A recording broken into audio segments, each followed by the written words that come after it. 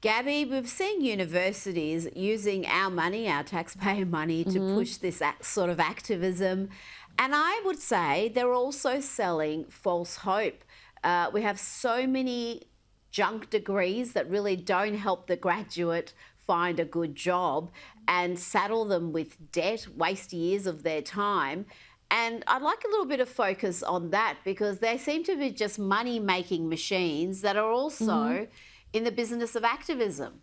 Absolutely, and I couldn't agree more with what Caroline said. You know, Sydney University needs to do a better job of focusing on getting rid of its anti-Semitism after those disgusting displays that we saw last year where anti-Semitism was allowed to fester. We saw those anti-Israel encampments taking place, Jewish students targeted, and this just comes as no surprise that this is what Sydney University is doing. And if somehow decolonising the curriculum was going to somehow achieve better outcomes for Indigenous Australians, and of course I'd support it. I absolutely would. I think everyone would. But it is activism. It is going to make no difference to the lives of Indigenous Australians. And I completely agree with what Jacinta Price has had to say on this issue today. She said that the University of Sydney is trying to ingrain separatist notions. She said that this is just another example of a demonstration of an inner city elites just entrenching ideas of separatism on our education system. And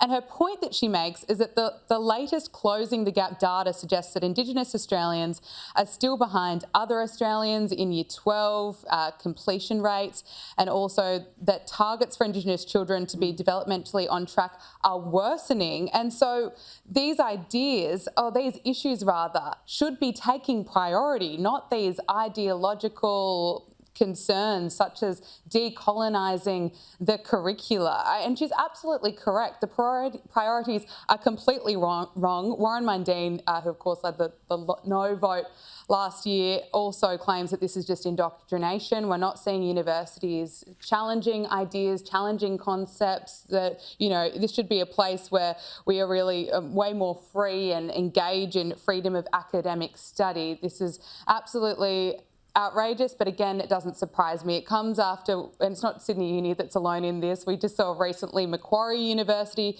that's now under review for making sure that students were marked on their ability to deliver an acknowledgement of country, something that is just so tokenistic. Yep, we voted no in the race-based referendum, but the universities, the academics are just ignoring the people's will and are pushing ahead. They're doubling down on this race-based activism.